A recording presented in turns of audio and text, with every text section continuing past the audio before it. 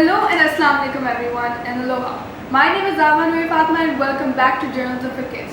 Today we have a very special guest with us, the U.S. Consul General in Lahore, Mr. William Makaneole. So thank you so much for joining us today, and it's going to be a great session and hopefully you'll enjoy it too. So my first question is that could you tell me a little bit about your childhood in Hawaii and how it shaped your worldview? Sure. So I grew up in a very small town on the island of Oahu called Hau'ula. And the Hawaiian Islands and Polynesia in general, it's kind of known throughout the world as the melting pot of the Pacific. So because of its location in the Pacific, there's a lot of cultures that are there. So we have a lot of cultures from the other Polynesian countries are there. A lot of folks from the Philippines, South Asia. A lot of folks actually live in Hawaii, are from South Asia. And growing up in an area that had an influence with many different cultures was a really good experience. And it kind of opened my eyes to the fact that there's like this whole big wide world that's out there, and having an opportunity with this job to be able to travel and see the world. A lot of that stems from the fact that I grew up in an area where so many different cultures were represented. Wow, that's good. I guess you got a lot of exposure and that made you open-minded to new ideas and new cultures from the world. Yes. So what are some of the lessons or values that you've learned during your childhood in Hawaii and that you still keep in mind while doing your work as a diplomat? Sure. Oh, excellent question. And it's actually a lot of the things that I find that are very similar to what I experience here, right? So I've said this since I've been here, that I see that there is a very strong connection between the people of Hawaii and the people of Pakistan for the following reasons. And that's why I feel like I'm home when I'm here. It's one, the emphasis on family, right? Yes. The emphasis on the importance of family. Of course, in our language, you call it ohana, Yes. right? Ohana means family, and family means no one gets left behind, just like what Lilo from Lilo and Stitch used to say, Yes, right? So family is a big part of it, and then also the importance of culture, right?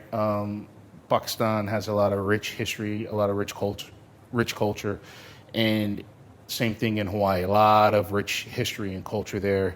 How the Hawaiian Islands were formed, the types of people, the types of food. Those would be I think the big things: the culture and family.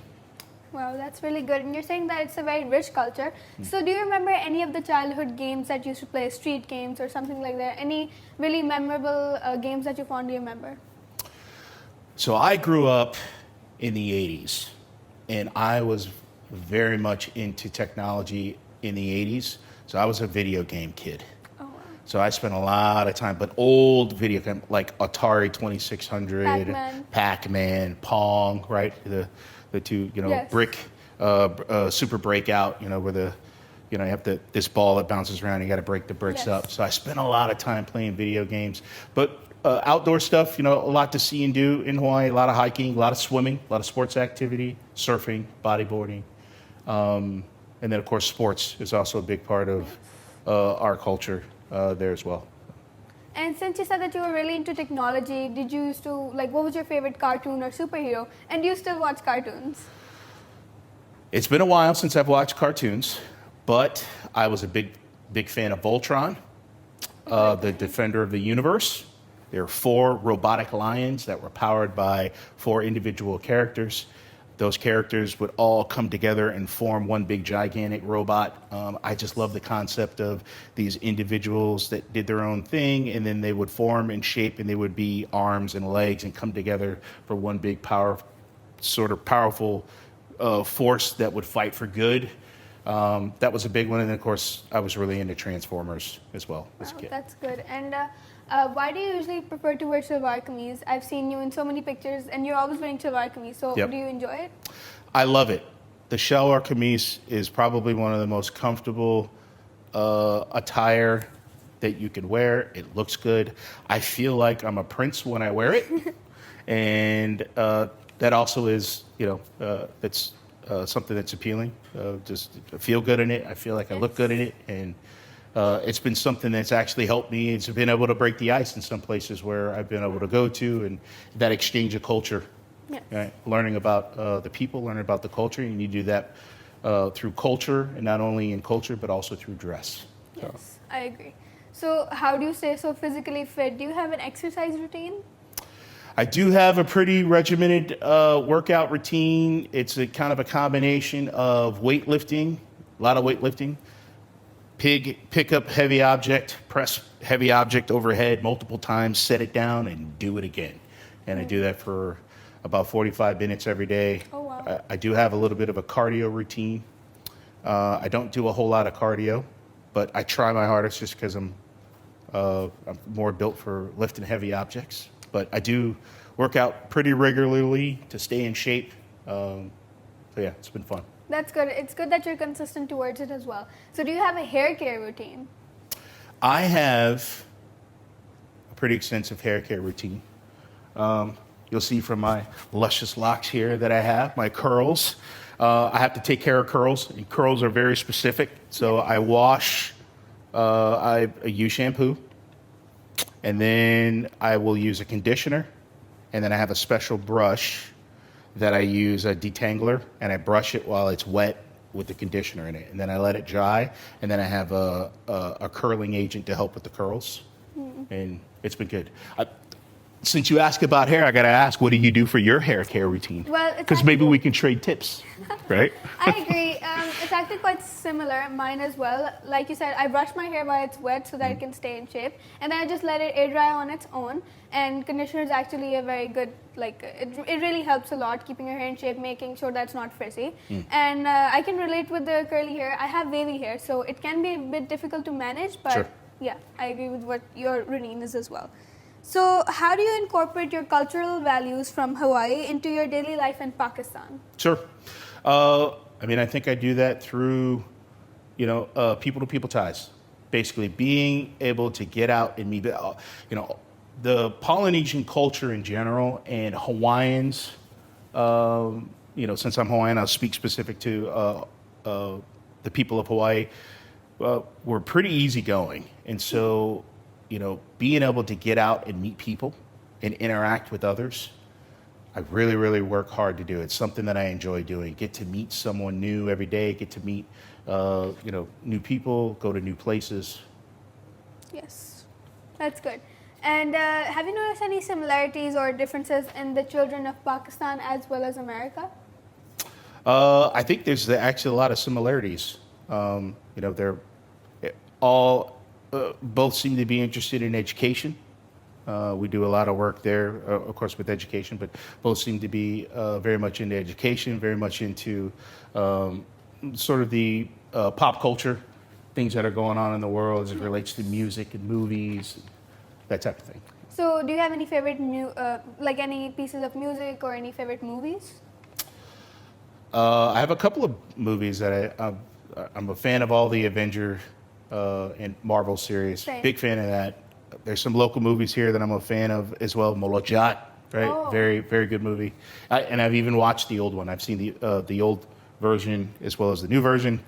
As far as music, I run wide and free with music. I listen to anything and everything. In fact, if you pull up on my phone, I have everything from opera to sort of the latest and greatest R&B, hip hop to Wow. a little bit of Taylor Swift every now and then. Taylor Swift is best.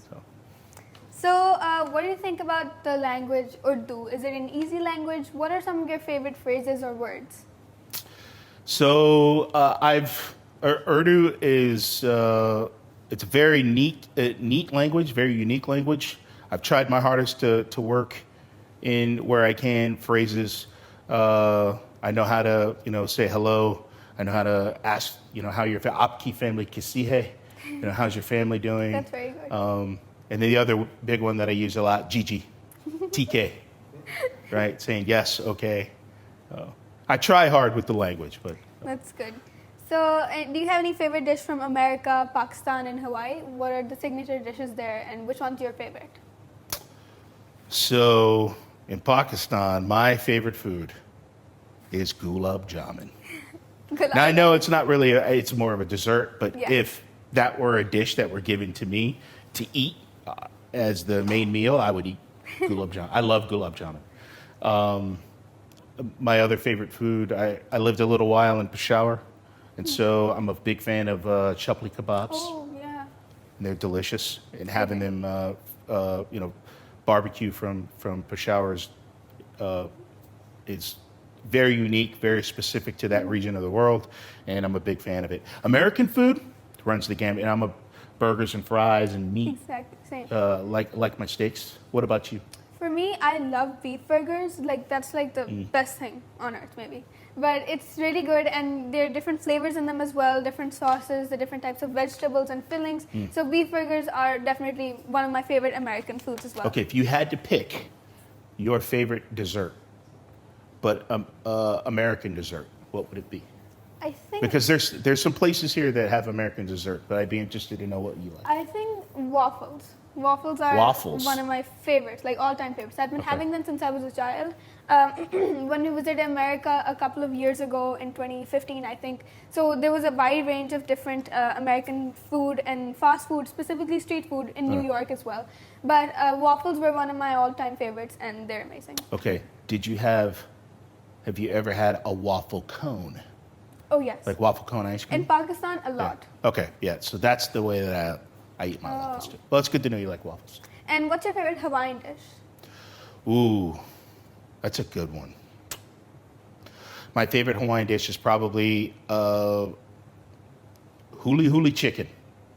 So the word huli huli means to flip. I actually make it here for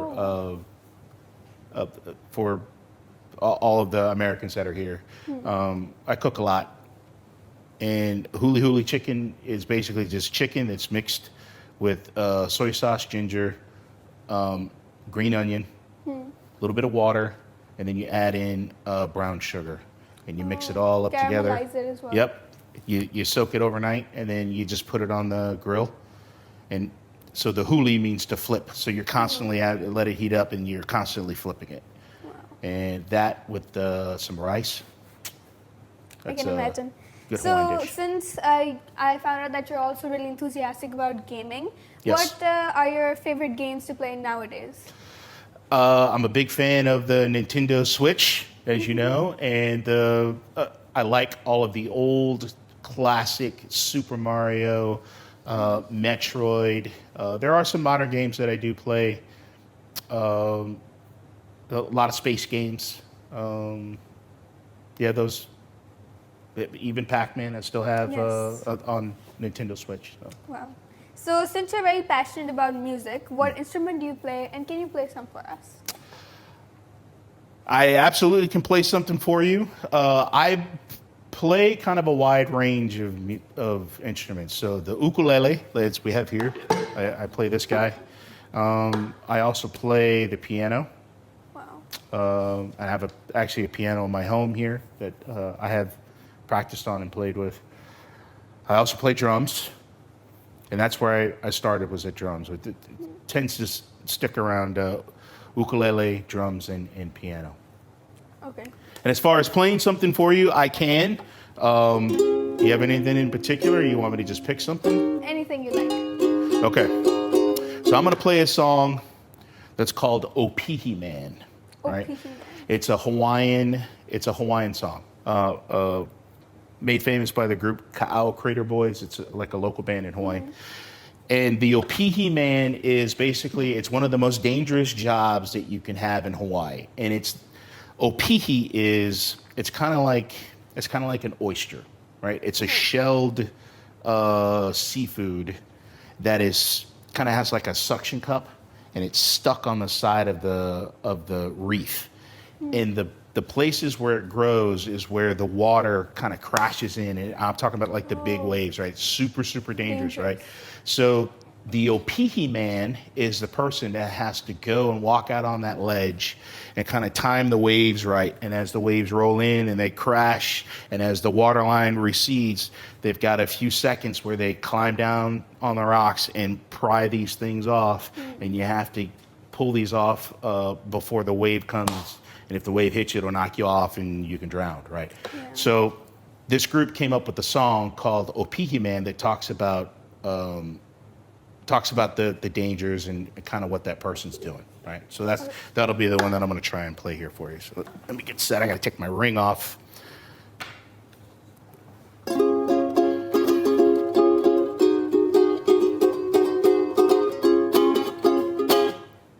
Sounds like thunder, gotta head for the high ground. White water coming, no fooling around. Oh, P-Man in the sun. Oh, P-Man, grab your bag and run. Oh, P-Man, another swell's coming your way. You gotta fill up your bag with the yellow and black. Keep your eyes on the wave, don't ever turn your back. Oh, P-Man in the sun. Oh, P-Man, grab your bag and run. Oh, P-Man, another swell coming your way. Wow, the end was just And that's perfect. the P-Man. Yeah. I loved it. Thank you so much. That was amazing. You're welcome. So I've heard that you're quite keen about cricket as well. I do So like cricket. what are your plans to, connect cricket in America and basically promote it in America? Excellent question. We are working very closely with youth groups here.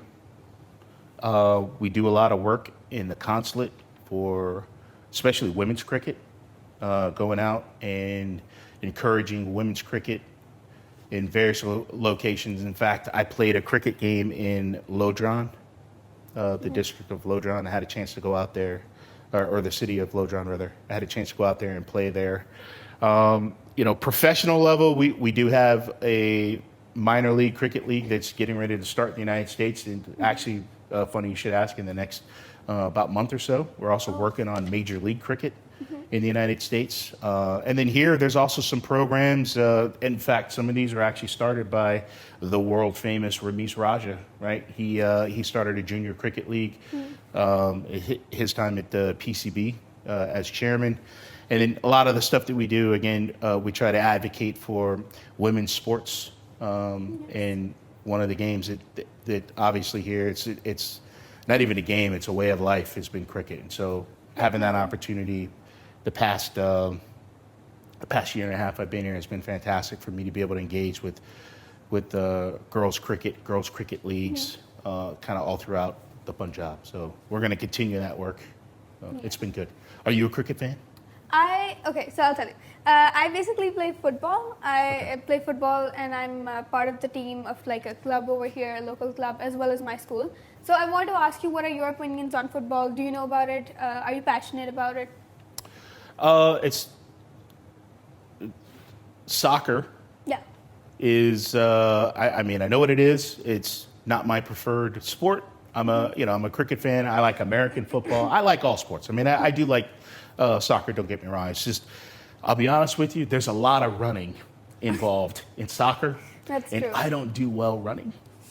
So I tend to like cricket because if I just hit sixes and fours, then I never have to run. So it encourages me to just hit big and swing big. And so sports that tend to not have a whole lot of running because I'm just not good at it, I tend to like more. But no, soccer's fine. I respect your opinion. That's good. So how were your studies in your childhood? What was your favorite subject? I was big into science. And technology. Same. My studies, the reason why I'm a diplomat is because my math skills were not where they needed to be. I kind of struggled with math. Even now, I still Same. struggle with math. That's why I have Siri and I have computers and calculators. They take care of my math for me now. But I was really big into science, a fan of all things space. I did a lot in college with astronomy and doing stuff with space and the stars. So. Yeah, that's a good interest. So do you have any memorable moments or experiences with Pakistani children? I've had several. Some have been related to playing cricket. In fact, I got a couple of photos floating around over there. It's one of the things I'll take away is one of the most significant events that I've worked on since I've been here was going out and engaging with young girls in sports, right? There's so many different tenets you can learn from sport, right? So many good values teamwork, agree. collaboration, right? No matter what the sport is. Just happened to be this one was cricket. Some other things that we've done, there have been some orphanages that I've engaged with and had an opportunity for consulate personnel to go out and meet with some of these less fortunate kids and just get a chance to sit with them and read with them and play games with them and just talk to them, interact with them. And so we've worked really hard in those spaces to be able to try and help out, and we're looking for more work to be able to help out in those areas too. So related to that, can you share some of the initiatives or projects that the U.S. Consulate has been, implementing to support the children of Pakistan? So a lot of work that we do, education, right? Train the brain is what we're trying to do. And a lot of our efforts geared towards youth is specifically for that. English, teaching English language, our English language works program, our English language access programs that we have. We have those all throughout the Punjab, and then larger mission-wise for all of Pakistan throughout the other provinces as well. That's been really big.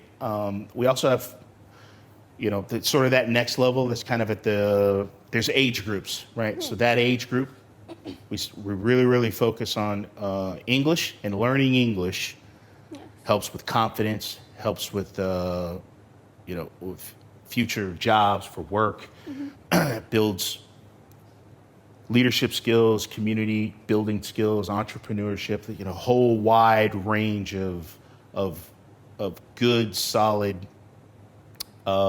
tenets for people to kind of live their lives by. You can learn through English. And then we also have the Fulbright program for those that are looking to go to school in the United States. We have educational programs for people to actually study. Like educational opportunities and exchange programs. Yep, exchange programs, exactly. That's basically what the Fulbright program is. And there's a whole sort of a whole series of programs that are geared around taking young Pakistani students here that are just that are hungry for it, that are hungry for learning, for knowledge. Important for them to get to the United States and get an education, but more important that they take that and they come back to Pakistan. Exactly, I and they agree. give back here and they plug back into their communities and become community leaders. So, I agree with you. It's important to stay connected to your roots, even if you go at such a high position, but you should never forget where you're from, and you should always go back there to help your community and spread your knowledge further. So do you have any final message for the children of Pakistan, for our viewers that are watching us right now? Sure. I would say persistence. Don't give up. Even this day and age, as as old as I am, it's still important. It's still sort of ingrained and built into me. Mindset. Work towards the positive. Right. You see where you want to be. There's steps that you need to take along the way in order to get there, and you go out and you find those opportunities, and sometimes you have to create those opportunities, and you do that through persistence. You stay on top of it, have a vision of where you want to be, figure out what those steps are in order to get there, and you take them one by one. Well, that's a great message. So thank you so much for your time today and this session. It was a very informative session. I got to learn a lot from you, and it was amazing. So thank you so much, Mr. Makaneole, and that's it for today. So thank you so much for watching Journalism for Kids, and make sure you like this video, subscribe to our channel, and comment what you would like to see next. This is your host, Zava, signing off.